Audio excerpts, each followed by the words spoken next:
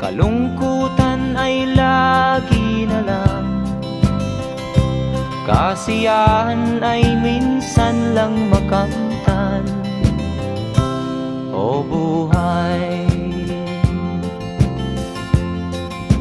kahit sa mga mayaman ay di lubos ang kanilang kasiyahan.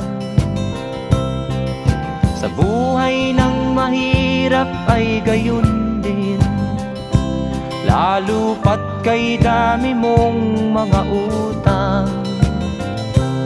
O buhay,